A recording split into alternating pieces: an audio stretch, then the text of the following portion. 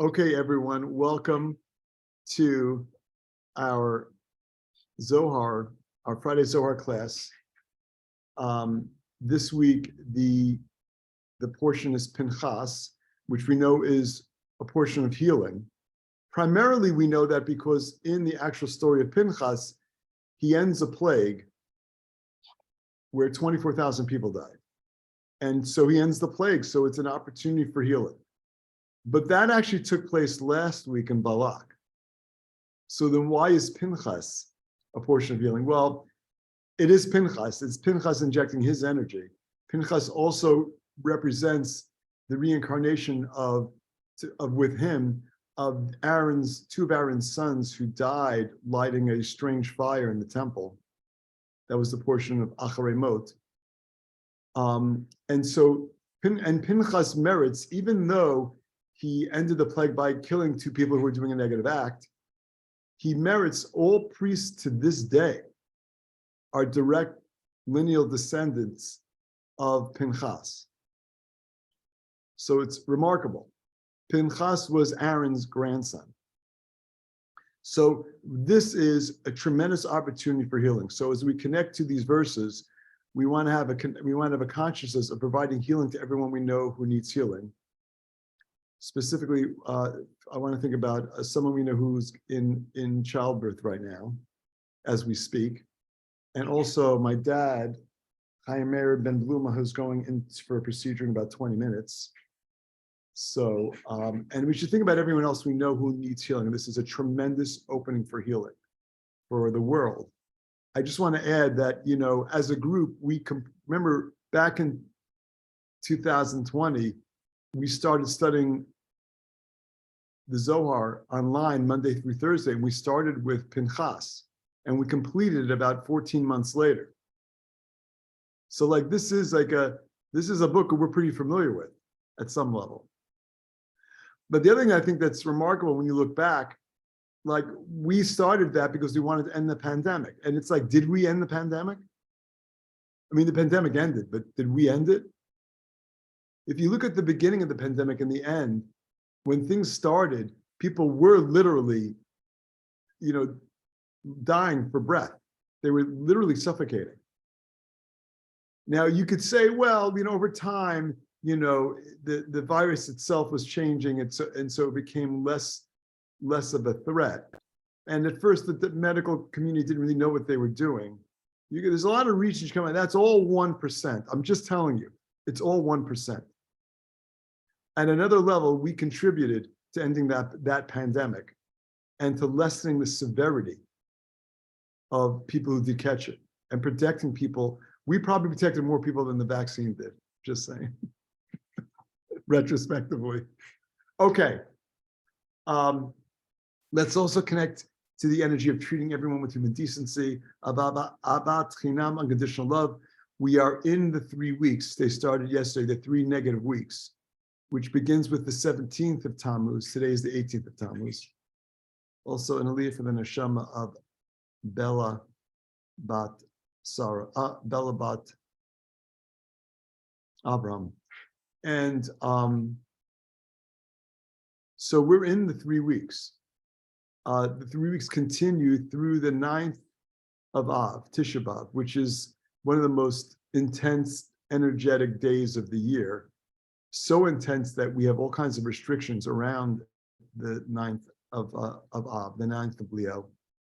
But this time of year, these 3 weeks are a very intense time period. And so we do accept certain restrictions upon ourselves. Basically, the energy is very heavy energy. And so we just want to be careful.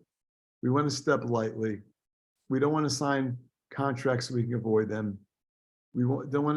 Don't operate heavy machinery. You can operate heavy machinery, but now is not the time to be taking risks. Now is the time to be grounded.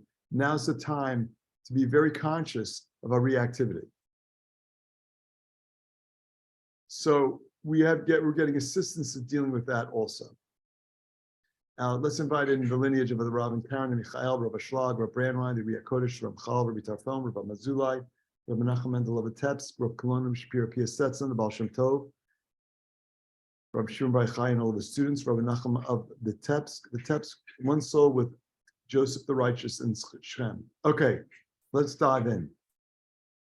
Raiman Hamana, 402, V'chi Burak Hadma'a Amaraya Mehamana, Butzina Kadisha, Kolma de Amart Shapir, Avamocha Iyu Mayim, Leid Ihu Esh, V'tavav Ihu Ihu, Rachamei V'dina, V'dakise Rachamei, V'dakise Dina, V'kuchabrichu Melach, Omed Mikise Din, Di Ihu Lev, V'yoshev Al Kise Rachamim, Di Ihu Mocha. Raya Mahamana, the faithful shepherd. Who's the faithful shepherd? Who was shepherding the children of Israel through Moses. the desert? So that's Moses. So this is actually a teaching to Rabbi Shimon directly from Moses. Go ahead. And in this first section, the faithful shepherd said to Rabbi Shimon, Holy luminary, everything that you have said is good, but the brain is water and the heart is fire, and the two of them are mercy and judgment. Okay, so this section is called the internal organs, and the previous paragraphs deal a little bit more with the heart and the lungs. And it's interesting because we have external organs and internal organs, as the Zohar explains it. Put science aside for a second.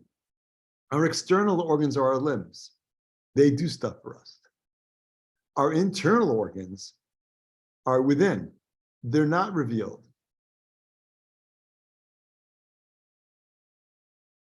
So this also is true about our existence and our reality. We see 1%, we live through 1%, we're navigating 1%, and then there's this whole world of 99% that is beyond the 1%. If we rely just on our 5 senses, we're limited to a 1% reality.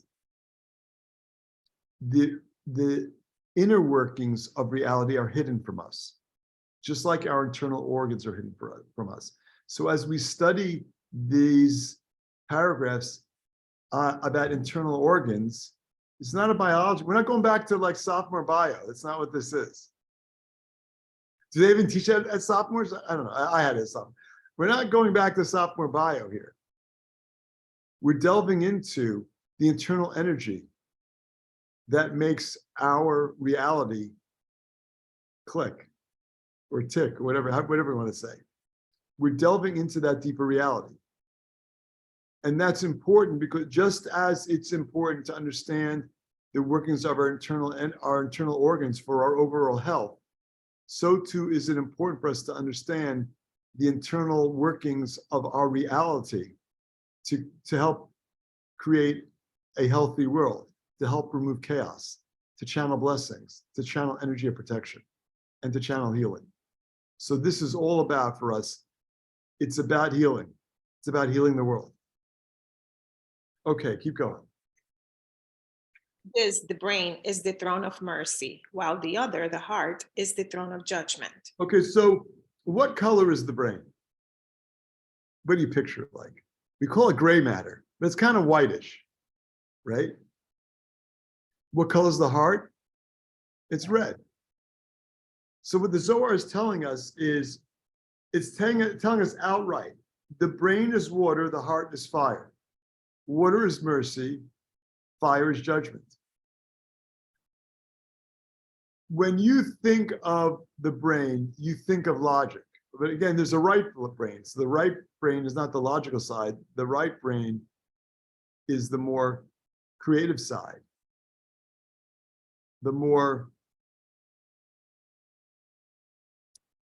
explorative side, the more free thinking side, the more spiritual side.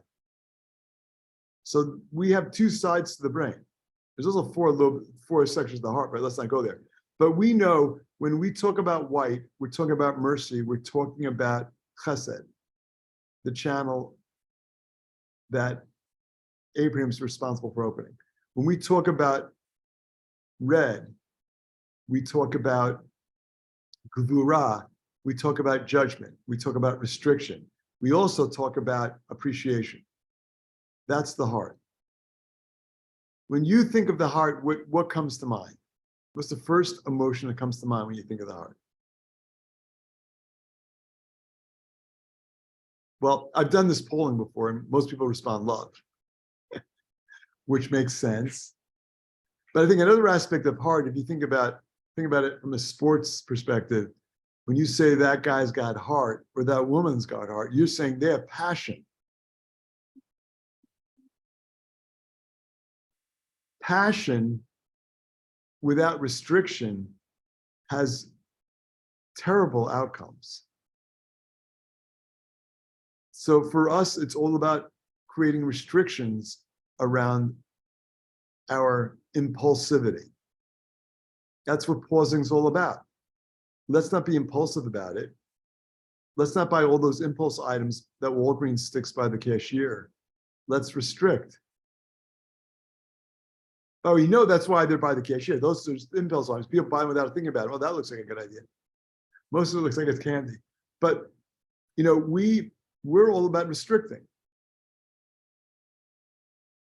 I heard a very interesting explanation about this from David Guillaume's Deep Consciousness, where he said that the Creator gave us the desire to receive. And what Rav Ashlag says is the only thing that we should really hate is our desire to receive. And he goes on and says, you'll try to hate it, but you can't. You can't. You can't. We're wired for desire to receive from the Creator. The whole idea about tzimtzum, about restriction, is something we came up with because we wanted to earn it. That's bread of shame. We weren't given the whole idea of bread of shame from the Creator. I mean, I guess at some point we were, but David Guillaume's point is no, we were the receiver. We wanted to feel like we earned it. We didn't want to feel like it was bread of shame. So we restricted.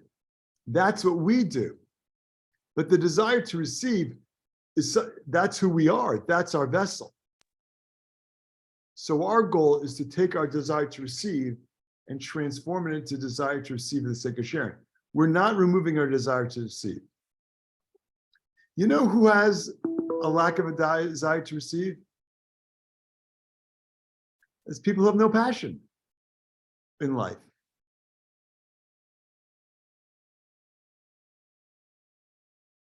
So you want to be passionate about things. That is our desire to receive. But we want to have that passion without bread of shame. And so we need to feel like we're earning it.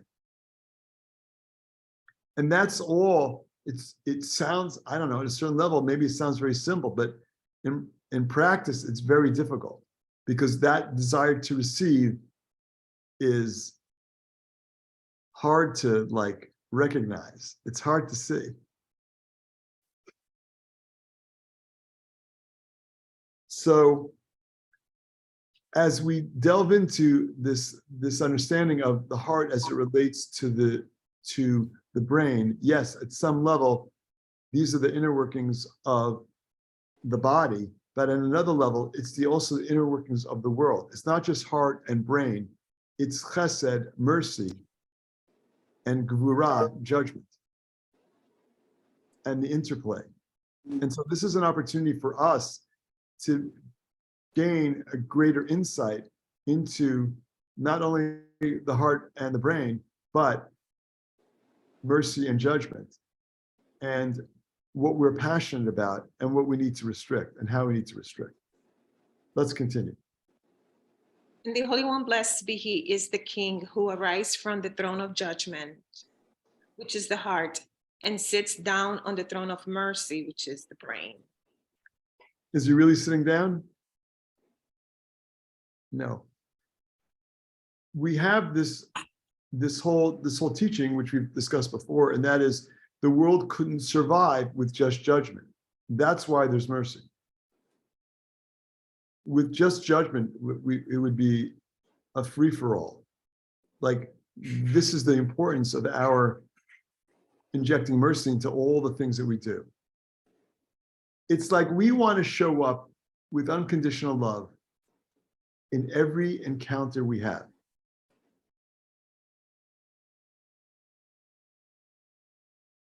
Could we do that?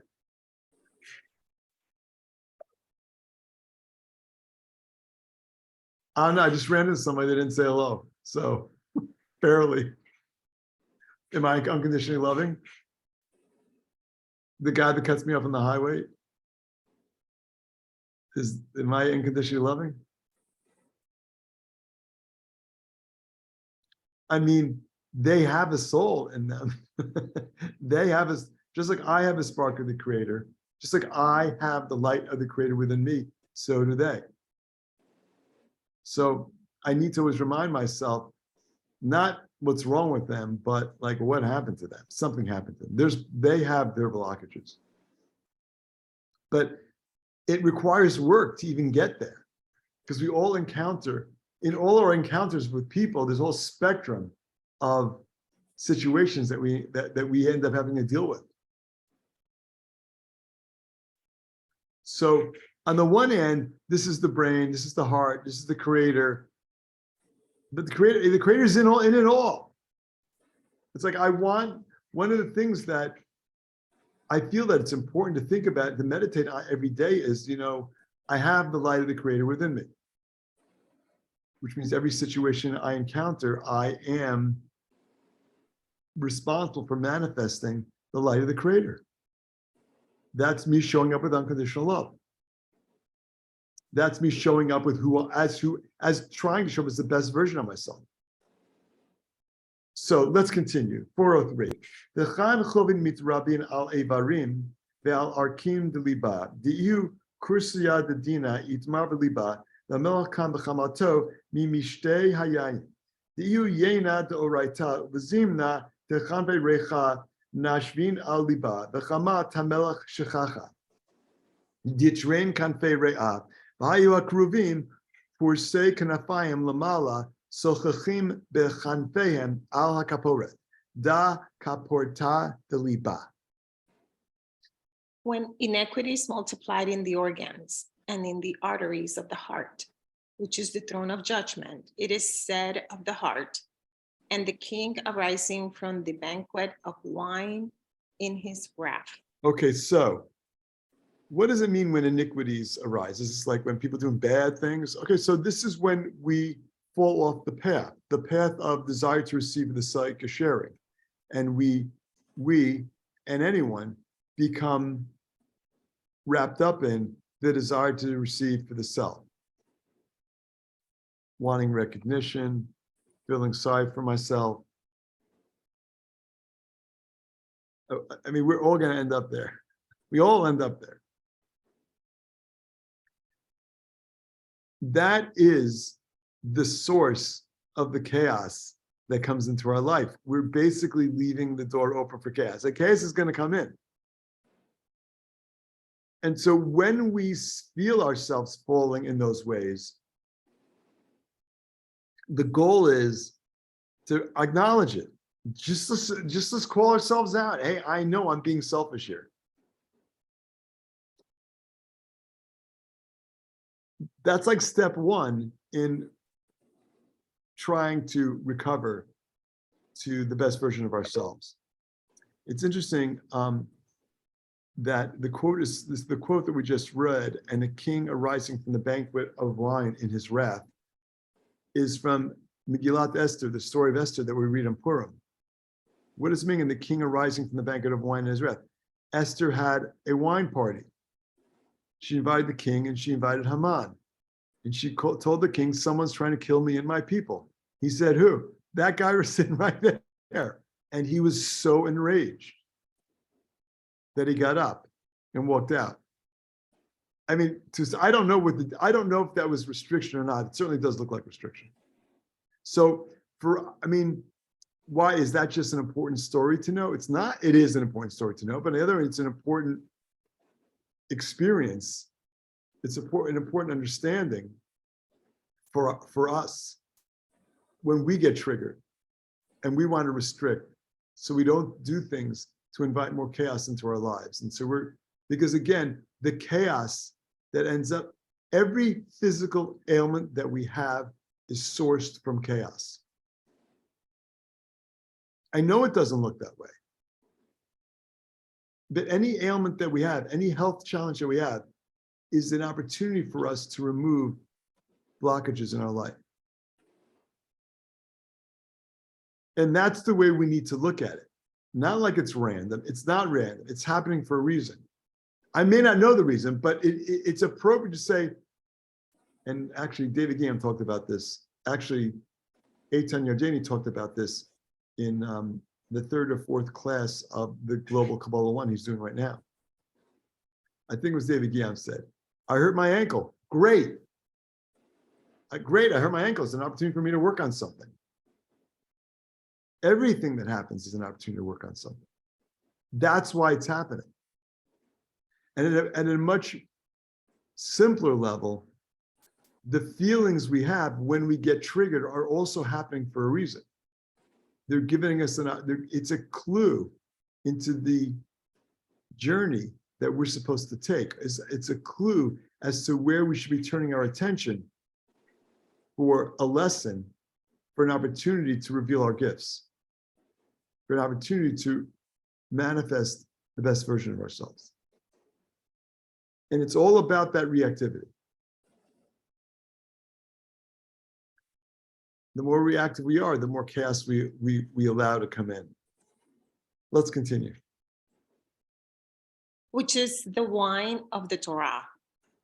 But when the wings of the lung blows on the heart, it is said, then the king's wrath was pacified. Okay, so it's fascinating that you have this combination of heart and lung. It's the breathing that calms down the fires of the heart. Take a deep breath. Think of the things that we do, like we meditate, we focus on our breathing. I mean, it literally slows down your heart rate. When you meditate, it literally slows down your heart rate. Those all different kinds of, meditative breathing. There's like the box, like you inhale 4, you hold it for 4, you exhale 4, and then you wait for another 4 count. That's before your next inhale. It's like by doing that, you are turning your consciousness to your breath and paying attention to how you're breathing. And you immediately change the movie in your head. Change it? Yeah, now you're counting your breaths and you're counting seconds between breaths. And it stills the mind. And that brings your pulse rate down, and that slows your heart rate down. And that gives you the opportunity to open up for all kinds of energy of healing. Keep going. For the 2 wings of the lungs are the secret of the verse. And the cherubs shall stretch out their wings on high, overspreading their covering with their wings. This is the covering of the heart.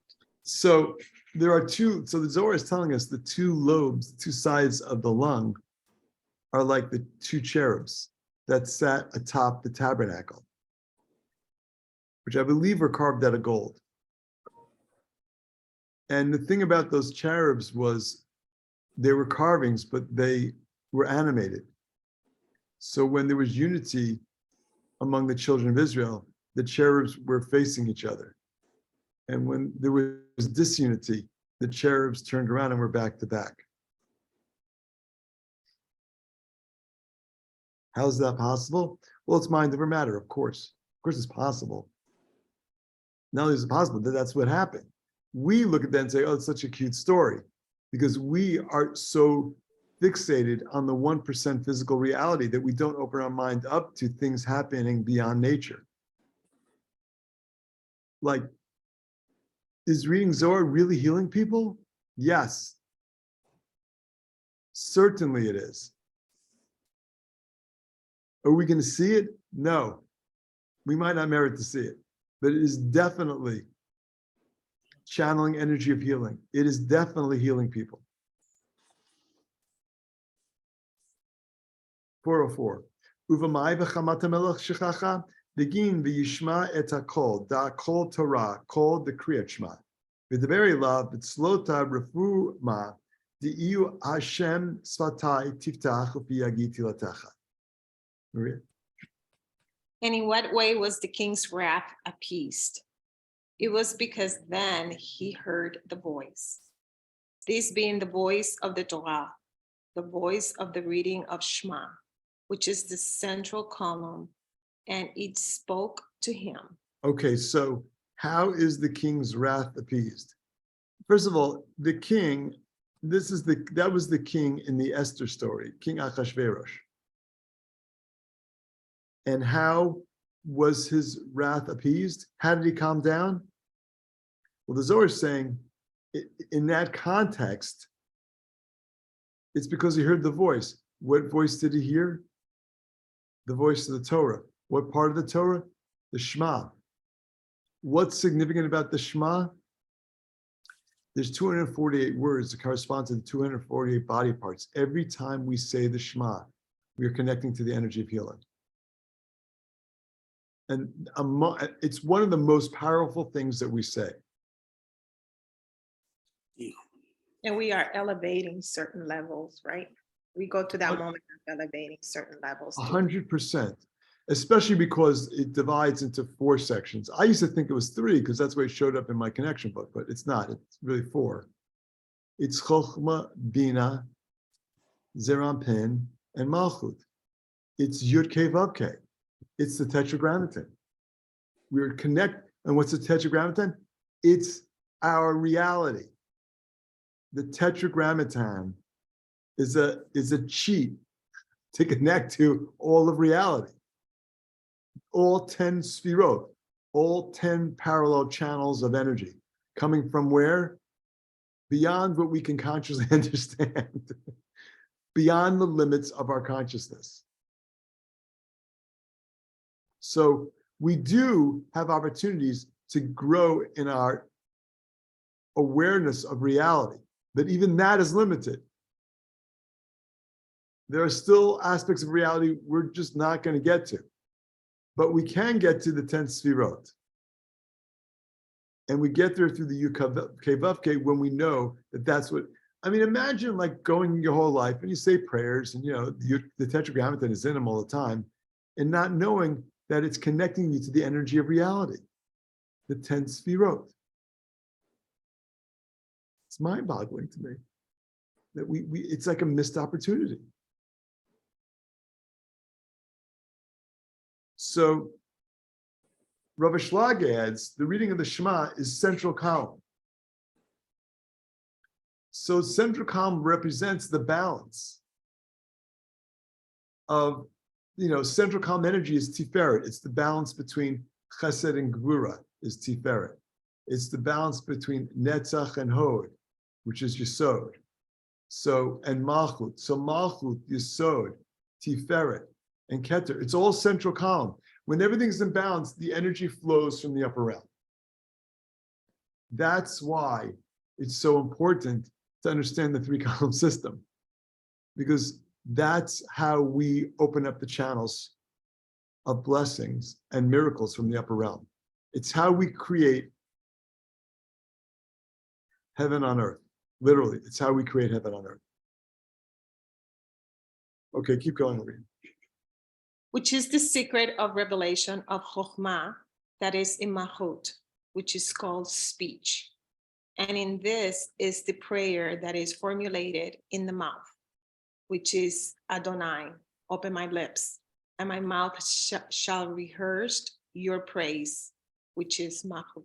So following this, the prayer of Shema, we say the standing prayer, the Amidah. Amidah literally means to stand. That's the standing prayer with the 18 blessings in the middle. On Shabbat and holidays, it's a little bit different. But what is pretty consistent is the 3 blessings in the beginning and the 3 blessings at the end. It's the middle that changes on occasion.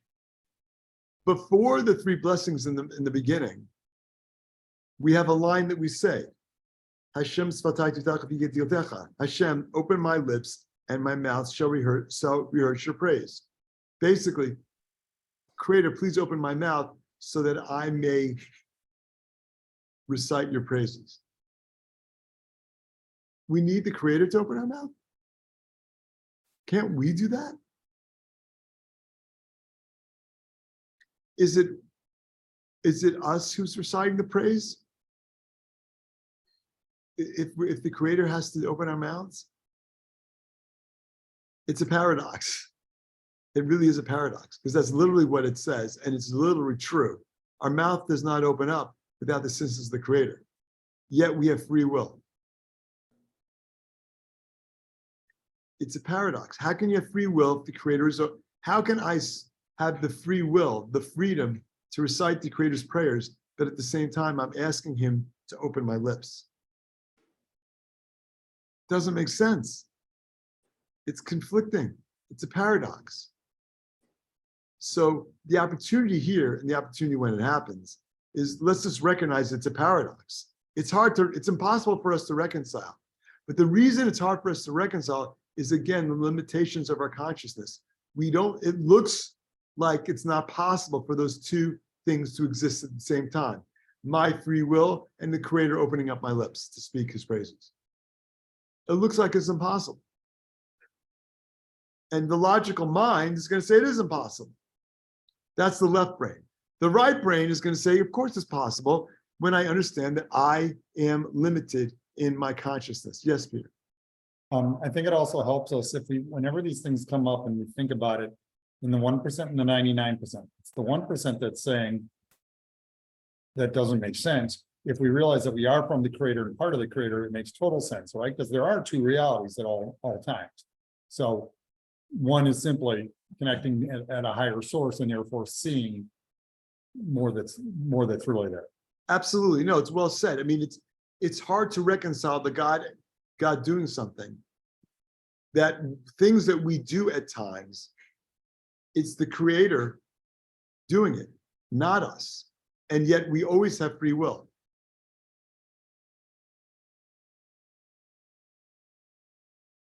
I had the occasion to teach a workshop for Eitan's Global K1, and a woman shared a story.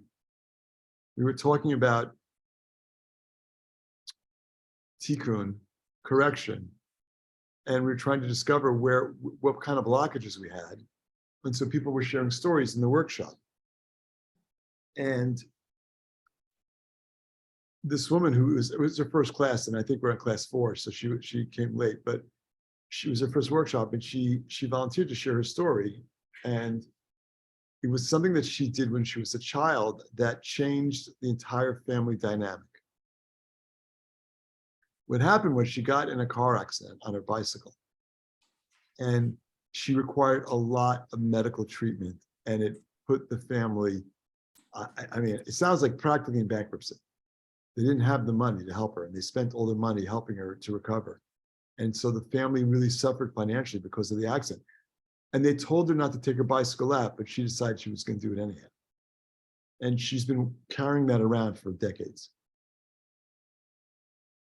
And I said to her, I said a lot of things to her in the context of the workshop, but one of the things I said to her was, you didn't decide to take the bicycle out. The Creator made you take the bicycle out. And I'm not just saying that to make her feel better. I was saying it to make her feel better, but I'm not just saying to make her feel better. I'm saying it because it's true. Think about the things you've done in life that you have regrets about. The Creator made you do that. Stop beating up on ourselves. We need to stop beating up on ourselves for those things. And they're there, and we're not even aware. Some of these things are at an unconscious level because we buried it. We're so upset about what it was we did, we bury it and try to move on, but it's still there, affecting us, affecting our decision-making, affecting our perceptions, affecting our relationships, affecting our happiness, affecting how we show up in life. For this student, she didn't have any self-love. I mean, she didn't have self-love. She was blaming herself for too much. It's like, we have to let go of those things. Yes, Roshan. doesn't that bring up the whole question of free will in a very odd sort of way? Because Yes. if, because we think that we're responsible, and to a degree, we are obviously responsible for what we restrict and what we don't restrict and what we do. But at the same time, there's like, I don't know, if you could call the light, an overlay of almost like a consciousness memory from whatever we earned before. I don't know how else to put that. Yeah, I mean, again, the paradox is real. When you hear that story, right? She did make the decision. Now, she was 4 at the time. I said, look, the other thing, your parents were responsible for you, not you. You made that you were 4 years old. Of course, the 4-year-old taking the bicycle out. But what about as an adult, we took the bicycle out? It still is the paradox. The creator still made you do that. It's happening to assist you on your journey. This is why regrets of the past are a distraction from our work. Things happen, and so we want to do them differently. The creator forced us to make that mistake, so we'll do things differently in the future. We were open to that mistake. We were open to doing that. It's another way of looking at it. Our life was set up in such a way that we needed that mistake to get on the right trajectory. It's not a straight path. Hello? It's not a straight path. All kinds of things are going on. And I'm going to judge them? No, this is on my journey.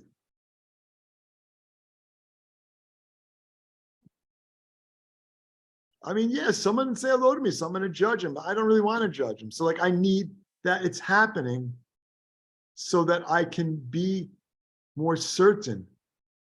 I can show up with more certainty in my life, as an example. I took the bicycle out because I need to be thinking more about consequences. I took the bicycle out, I don't know, as an adult, I don't know why you could take the bicycle out, but maybe not in the dark. Without like a glow vest. The sun was setting, it was dark. I was driving my car yesterday. I stopped at a stop sign. Guy ran right in front of my car. Didn't look at all. I was so close to hitting.